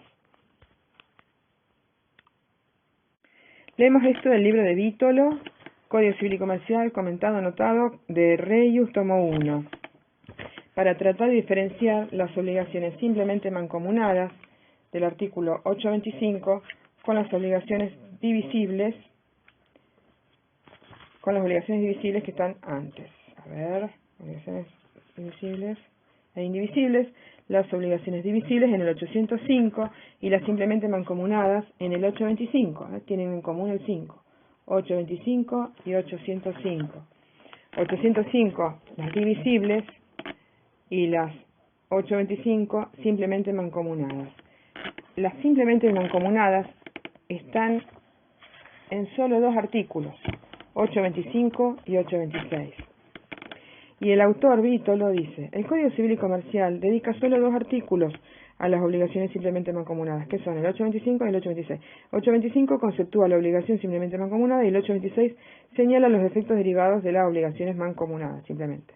Las obligaciones son simplemente mancomunadas porque coexisten con ellas, en ellas, varios acreedores y deudores. Hasta ahí es igual a las divisibles, ¿no es cierto? Tienen en común, tienen varios acreedores o varios deudores. Pero, dice Vítolo, sin que ello implique su indivisión. Las obligaciones son simplemente mancomunadas porque coexisten en ellas varios acreedores o deudores, sin que ello implique su división, debe ser. Cada sujeto posee a su respecto una porción de crédito o deuda según corresponda en las simplemente mancomunadas. Al decir de Bernard Maynard, las obligaciones simplemente mancomunadas se descomponen o individualizan en tantas obligaciones parciales como acreedores o deudores haya, por lo que cada acreedor solo tiene derecho a exigir o cada deudor solamente está obligado a prestar la parte o cuota de objeto de la obligación que respectivamente le corresponda. En principio se presume que será por partes iguales. En este sentido, recuerda González de Garrido lo dicho por Altarini, Ameal y López Cabana, con justeza en cuanto que las obligaciones simplemente mancomunadas implican, en virtud del título de la ley, un fraccionamiento del título, de acuerdo con la pluralidad de sujetos que lo integran. En el otro caso, implica la posibilidad de pago parcial, pago en forma parcial de la prestación. En cambio acá es el fraccionamiento del título, en la mancomunada. La obligación mancomunada integra así la categoría de obligaciones conjuntas, en las que resulta indispensable la característica de unidad de causa-fuente. Y a diferencia de los deudores solidarios, que son la regla en caso de duda, los deudores simplemente mancomunados responden solo por su fracción de la deuda. La denominación que adoptó esta sección séptima, es decir, obligaciones de sujeto plural, tras la reforma, resulta acertada, no solo por ser la más utilizada en doctrina clásica, sino también porque aporta claridad en la metodología del nuevo código, que legisla en primer lugar sobre las obligaciones divisibles e indivisibles, luego sobre las mancomunadas y las solidarias, lo cual permite en materia de obligaciones simplemente mancomunadas, permite que las simplemente mancomunadas se remitan luego a las obligaciones divisibles o indivisibles. Efectos. Los efectos de la obligación simplemente mancomunada se rigen por lo dispuesto en la sección 6 de este capítulo. En la sección 6 de este capítulo, según que su objeto sea divisible o indivisible. O sea que la simplemente mancomunada, a su vez, puede tener objeto divisible o indivisible. Como lo hemos señalado, las obligaciones simplemente mancomunadas se caracterizan porque el crédito de la deuda se divide según acreedores y deudores haya, y ese fraccionamiento opera por partes iguales, salvo estipulación en contrario. Abelenda y Nicolini de Ferro han destacado que estas obligaciones simplemente mancomunadas pueden clasificarse a su vez, pueden ser a su vez divisibles e indivisibles. La simplemente mancomunada, a su vez, podría llegar a ser indivisible, siempre y cuando estemos refiriéndonos a obligaciones de dar. Como hemos visto, la obligación es divisible, por ejemplo, cuando se trata de la entrega de una suma de dinero, y es indivisible cuando se refiere a dar un cuerpo cierto. He aquí un gran acierto del legislador de la reforma, pues las obligaciones mancomunadas son tratadas conforme a las reglas de las obligaciones divisibles y de las obligaciones indivisibles, y con esta previsión se ha eliminado la doble regulación antes vigente. Obligaciones disyuntivas. 853. Alcances. Si la obligación debe ser cumplida por uno de varios sujetos, excepto estipulación en contrario, el acreedor elige cuál de ellos debe realizar el pago. Mientras el acreedor no demande a uno de los sujetos, cualquiera de ellos tiene derecho a pagar. Es lo que López Mesa llamaba el deudor es Juan Pérez o José González o María, lo que fuera. El que paga no tiene derecho a exigir contribución o reembolso de los otros sujetos obligados. 854. Disyunción activa, o que también un autor cordobés lo llamaba disjunción activa. Si la obligación debe ser cumplida a favor de uno de varios sujetos, Excepto estipulación en contrario, el deudor elige a cuál de estos realizar el pago, en el caso de la disyunción activa. La demanda de uno de los acreedores al deudor no extingue el derecho de éste a pagar a cualquiera de ellos. El que recibe el pago no está obligado a participarlo con los demás. 855. Reglas aplicables. Se aplican sucesivamente las reglas de las obligaciones simplemente mancomunadas. Obligaciones principales y accesorias. 856. Definición. Obligaciones principales son aquellas cuya existencia, régimen jurídico, eficacia y desarrollo funcional son autónomas e independientes de cualquier otro vínculo obligacional. Los derechos y obligaciones son accesorios a una obligación principal cuando dependen de ella en cualquiera de los aspectos precedentemente indicados, es decir, existencia, régimen jurídico, eficacia y desarrollo funcional, o cuando resultan esenciales para satisfacer el interés del acreedor. 857. Efectos. La extinción, nulidad o ineficacia del crédito principal extinguen los derechos y obligaciones accesorios, excepto disposición legal o convencional en contrario. Un caso de disposición legal en contrario es el caso de las obligaciones morales, en los cuales, en el caso de ser cumplidas, es el caso de del pacto comisorio o cláusula penal para asegurar una obligación moral, que ahora ya no se llaman obligaciones morales, se llaman deberes morales, a una obligación no exigible judicialmente. En ese caso es válida el pacto comisorio o cláusula penal, aunque no sea exigible la obligación principal. Entonces, en ese caso, no sigue los resultados de lo principal. Capítulo cuarto del libro segundo de Derechos Personales. Pago de la obligación. Disposiciones generales. 865. Definición. Pago es el cumplimiento de la prestación que constituye el objeto de la obligación. 866. Las reglas de los actos jurídicos se aplican al pago con sujeción a las disposiciones de este capítulo. 867. Objeto del pago. El objeto del pago debe reunir los requisitos de identidad, integridad, puntualidad y localización. 868. Identidad. El acreedor no está obligado a recibir y el deudor no tiene derecho a cumplir una prestación distinta a la debida, cualquiera sea su valor. 869. Integridad. El acreedor no está obligado a recibir pagos parciales, excepto disposición legal o convencional en contrario. Si la obligación es en parte líquida y en parte ilíquida, el deudor puede pagar la parte líquida. 870. Obligación con intereses. Si la obligación es de dar una suma de dinero con intereses, el pago solo es íntegro si incluye el capital más los intereses. 871. Tiempo de pago. El pago debe hacerse a. Si la obligación es de exigibilidad inmediata, en el momento de su nacimiento. b. Si hay un plazo determinado, cierto o incierto, el día de su vencimiento. c. Si el plazo es tácito, en el tiempo en que según la naturaleza y circunstancias de la obligación deba cumplirse. d. Si el plazo es indeterminado, en el tiempo que fija el juez, a solicitud de cualquiera de las partes, mediante el procedimiento más breve que prevea la ley local.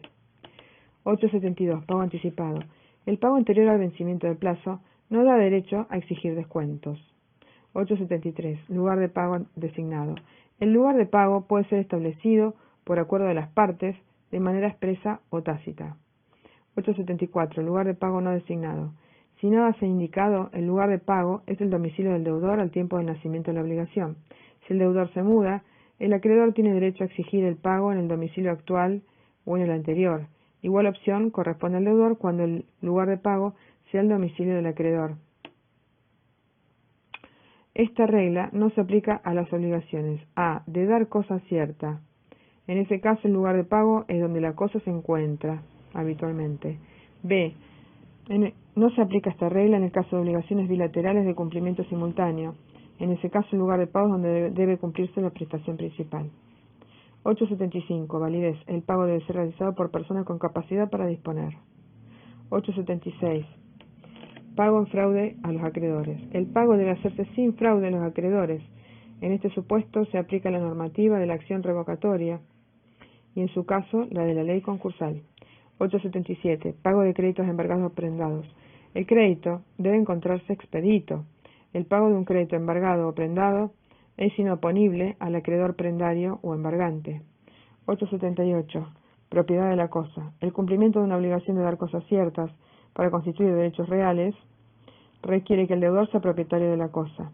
el pago mediante una cosa que no pertenece al dueño se rige por las normas relativas a la compraventa de cosa ajena.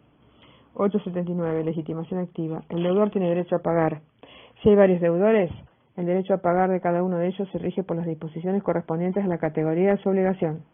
880. Efectos del pago por el deudor. El pago realizado por el deudor que satisface el interés del acreedor extingue el crédito y lo libera. 881. Ejecución de la prestación por un tercero. La prestación también puede ser ejecutada por un tercero, excepto que se hayan tenido en cuenta las condiciones especiales del deudor, o hubiese oposición conjunta del acreedor y del deudor.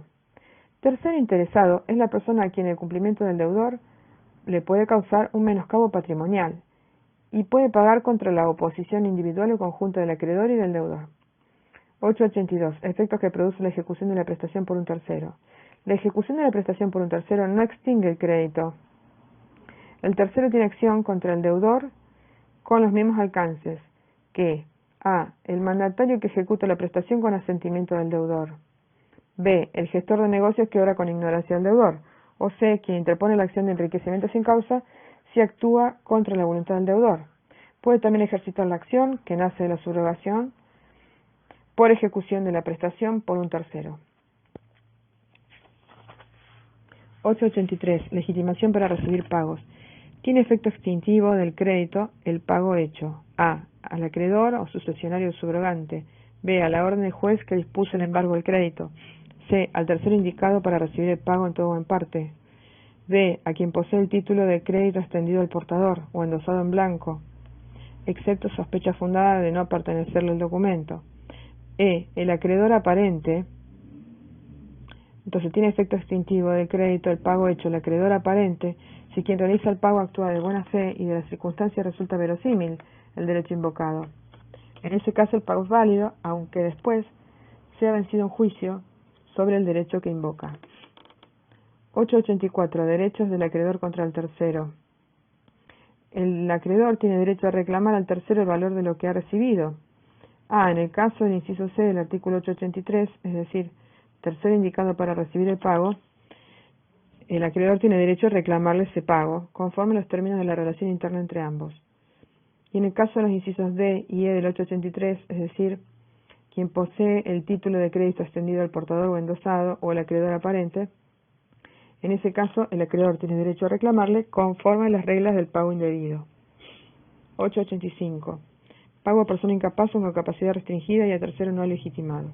No es válido el pago realizado a una persona incapaz, ni con capacidad restringida, no autorizado por el juez para recibir pagos. Tampoco es válido a un tercero no autorizado por el acreedor para recibirlo, excepto que medie después ratificación del acreedor. No obstante, el pago produce efecto en la medida que el acreedor se haya beneficiado. Mora, sección segunda, artículo 886. Mora del deudor. La mora del deudor se produce por el solo transcurso del tiempo fijado para el cumplimiento de la obligación. El acreedor incurre en mora si el deudor le efectúa una oferta de pago conforme al 867 y él se rehúsa injustificadamente a recibirlo. 887. Excepciones al principio de mora automática. La regla de la mora automática no rige respecto de las obligaciones A. Sujetas a plazo tácito. Si el plazo no está expresamente determinado, pero resulta tácitamente de la naturaleza y circunstancia de la obligación, en la fecha que conforme a los usos y la buena fe debe cumplirse.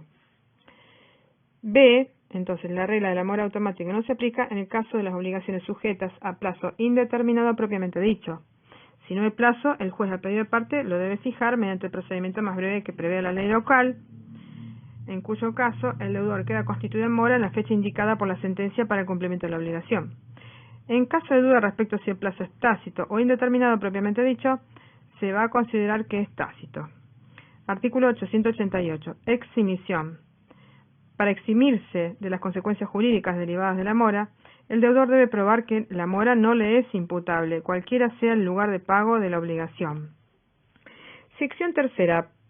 Pago mejor fortuna. Acá vemos dos cosas. El pago mejor fortuna, 889 a 891, y el beneficio de competencia, 892 y 893.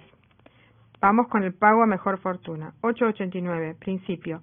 Las partes pueden acordar que el deudor pague cuando pueda o mejore de fortuna. En ese supuesto se aplican las reglas de las obligaciones a plazo indeterminado.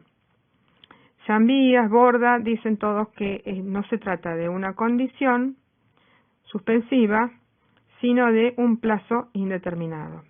O sea que la obligación es eficaz desde el principio, pero sometido a un plazo indeterminado, que es que el deudor pague cuando pueda o mejore de fortuna. 890. Carga de la prueba. El acreedor puede reclamar el cumplimiento de la prestación y corresponde al deudor demostrar que su estado patrimonial le impide pagar. En caso de condena, el juez puede fijar el pago de las cuotas. Esto es una excepción al principio de integridad del pago que establece el artículo 867, que dice que los acreedores no están obligados a recibir el pago en cuotas. En cambio, cuando hay pago a mejor fortuna, en caso de condena, el juez puede fijar el pago en cuotas. 891. Muerte del deudor. Se presume que la cláusula de pago a mejor fortuna se establece en beneficio exclusivo del deudor. La deuda se transmite a los herederos como obligación pura y simple. Por otro lado tengo que en el pago de la mejor pago a mejor fortuna, ¿cuándo comenzaría la prescripción? Según Llambías, comenzaría con la mejoría del deudor, la mejoría de la fortuna del deudor, o bien también con la muerte del deudor. Además, Llambías distingue entre cum potueris y cum volieris. Y entonces el pago a mejor fortuna es cuando el deudor puede, el cum potueris. Si dijera cum volieris, en realidad se trataría de una obligación, lo que se llamaba obligación natural, hoy en día una obligación no exigible. Cum volieris sería cuando él quiera, no cuando él pueda. Cum potueris y cum volieris. Beneficio de competencia, sección 4, 892, definición. El beneficio de competencia es un derecho que se otorga a ciertos deudores para que paguen lo que buenamente puedan, según las circunstancias, y hasta que mejore de fortuna. Es decir, el beneficio de competencia incluye el pago a mejor fortuna, pero además se le agrega que es ciertos deudores, que ahora vamos a ver cuáles, y para que paguen lo que buenamente puedan, según las circunstancias. ¿Cuáles son esos deudores? El acreedor puede conceder este beneficio solo a sus ascendientes, descendientes y los parientes colaterales hasta el segundo grado, o sea, hasta los tíos o los sobrinos, si no han incurrido en alguna causal de indignidad para suceder. También al cónyuge o sobreviviente, al cónyuge o conviviente. C. Al donante en cuanto a hacerle cumplir la donación. Bien. Prueba del pago. 894. Carga de la prueba. La carga de la prueba del pago incumbe a. En las obligaciones de dar y de hacer sobre quien invoca el pago. B. En las obligaciones de no hacer sobre el acreedor que invoca el incumplimiento. 895. Medios de prueba. El pago puede ser probado por cualquier medio, excepto que de la estipulación o de la ley resulte previsto el empleo de un medio determinado, o revestido de ciertas formalidades. 896. El recibo. Recibo es un instrumento público o privado en el que el acreedor reconoce haber recibido la prestación debida. 897. Derecho a exigir el recibo. El cumplimiento de la obligación confiere al deudor el derecho a obtener la constancia de la liberación correspondiente. El acreedor puede también exigir el recibo que pruebe la recepción. El acreedor. Entonces pueden exigirlo el deudor y también puede exigirlo el acreedor. 898. Inclusión de reservas. El deudor puede incluir reservas de derechos en el recibo y el acreedor está obligado a consignar esas reservas. La inclusión de estas reservas no perjudica los derechos de quien extiende el recibo. 899. Presunciones relativas al pago. Se presume, salvo prueba en contrario, que a. Si se otorga un recibo por saldo, han quedado canceladas todas las deudas correspondientes a la obligación anteriores. B. Si se recibe el pago correspondiente a uno de los periodos, estarían cancelados los anteriores periodos. Sea que se trate de una prestación única que está dividida en varias prestaciones, o bien de una prestación única de ejecución diferida que se produce por el transcurso del tiempo. C. Si se extiende el recibo por el pago de la prestación principal sin los accesorios de crédito y no se hace reserva, estos accesorios quedan extinguidos. D. Si se debe daño moratorio y recibe el pago el acreedor, no hace reserva a su respecto, entonces la deuda por ese daño queda extinguida. Imputación del pago. 900. Imputación por el deudor. Si las obligaciones para con un solo acreedor tienen por objeto prestaciones de la misma naturaleza, el deudor tiene la facultad de declarar al tiempo de hacer el pago. Dice Jambias también que podría hacerlo antes. Dice, el deudor tiene la facultad de declarar al tiempo de hacer el pago por cuál de estas obligaciones debe entenderse que realiza la prestación. La elección debe recaer sobre deuda líquida y de plazo vencido. Si a deuda capital e intereses, el pago no puede imputarse a la deuda principal sin el consentimiento del acreedor. 901. Imputación por el acreedor. Si el deudor no imputa el pago, el que va a poder imputar es el acreedor. El acreedor se encuentra facultado a hacerlo en el momento de recibirlo. Conforme a estas reglas. A. Debe imputarlo alguna de las deudas líquidas y exigibles. B. Una vez canceladas totalmente una o varias deudas, puede aplicar el saldo a la cancelación parcial de cualquiera de las otras. 902. Imputación legal. Si ni el deudor ni el acreedor hacen imputación de pago, la imputación se hace legalmente y entonces es A. En primer término, a la obligación de plazo vencido que sea más onerosa. Más onerosa antes, en el Código Civil de Vélez, decía los que tuvieran intereses, los que tuvieran sanciones pecuniarias, los que tuvieran prenda. Entonces, no se refiere a la más grande o a la más antigua, sino que se refiere a la obligación de plazo vencido más onerosa. B. Cuando las deudas son igualmente onerosas, el pago se imputa a prorrata. 903. Pago a cuenta de capital e intereses. Si el pago se hace a cuenta de capital e intereses y no se precisa el orden, se imputa en primer término los intereses, a no ser que el acreedor dé recibo por cuenta del capital. 904. Ahora viene el pago por consignación. Hablamos de la consignación judicial y la consignación extrajudicial. 904. Casos en que procede el pago por consignación judicial. El pago por consignación procede cuando A. El acreedor fue constituido en mora. B. Existe incertidumbre sobre la persona del acreedor. C. El deudor no puede realizar un pago seguro y válido por causa que no le es imputable. Estos casos son alternativos. Artículo 905. Requisitos. El pago por consignación está sujeto a los mismos requisitos del pago. 906. Forma. El pago por consignación se rige por las siguientes reglas. A. Si la prestación es una suma de dinero, se requiere el depósito a nombre del juzgado interveniente, en el banco, B. Si se debe una cosa indeterminada a la elección del acreedor, y este es moroso en practicar la elección, una vez vencido el término del emplazamiento judicial hecho al acreedor, el juez va a autorizar al deudor a realizarla. C. Si las cosas debidas no pueden ser conservadas o su custodia origina gastos excesivos, el juez puede autorizar la venta en subasta y el resultado ordenar el depósito del precio que se obtenga para que lo retire el acreedor.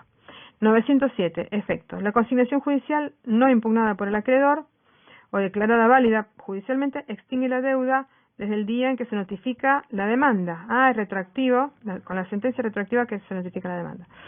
Si la consignación era defectuosa y el deudor subsana ulteriormente sus efectos, la extinción de la deuda se produce desde la fecha de notificación de la sentencia que la admite. El deudor moroso puede consignar la prestación debida con los accesorios devengados hasta el día de la consignación. El deudor tiene derecho a desistir de la consignación antes de que la acepte el acreedor o de que haya sido declarada válida. Después, solo puede desistir con la conformidad expresa del acreedor, que en ese caso pierde la acción contra los codeudores, los garantes y los fiadores. Esa era la consignación judicial. La consignación extrajudicial. 910. Sin perjuicio de las disposiciones del parágrafo primero, el deudor de una suma de dinero puede optar por el trámite de consignación extrajudicial. A tal fin, debe depositar la suma adeudada ante escribano de registro, a nombre y a disposición del acreedor, cumpliendo los siguientes recaudos. A. Notificar previamente al acreedor en forma fehaciente el día y el lugar que se le efectuar el depósito. Y B. Efectuar el depósito de la suma debida como los intereses en el escribano. 911. Derecho del acreedor. Una vez notificado el depósito, dentro del quinto día hábil de notificado, el acreedor tiene derecho a A. Aceptar el procedimiento y retirar el depósito estando a cargo del deudor el pago de los gastos y honorario del escribano. B. Rechazar el procedimiento pero retirar el depósito, entonces supuestamente estaría a cargo de ese acreedor el pago de los gastos y honorarios del escribano. C. Rechazar el procedimiento y el depósito, o bien no decir nada. En ambos casos el deudor puede disponer, retírela, joven, puede disponer de la suma depositada y entonces va a tener que ir a depositarlo judicialmente. Va a tener que hacer entonces 2 consignaciones. 912. Derechos del acreedor que retira el depósito. Si el acreedor retira lo depositado y rechaza el pago, puede reclamar judicialmente un importe mayor o que lo considere insuficiente o que está mal o exigir la repetición de lo pagado por gastos y honorarios. En el recibo debe hacer reserva de su derecho, porque caso contrario se considera que el pago era liberatorio desde el día del depósito. Para demandar tiene un término de caducidad cortito, de 30 días, computado a partir del recibo con reserva. Impedimento 913. No se puede acudir al procedimiento de este parágrafo, o sea, consignación extrajudicial, si antes el acreedor optó por la resolución del contrato o si el acreedor había demandado el cumplimiento de la obligación.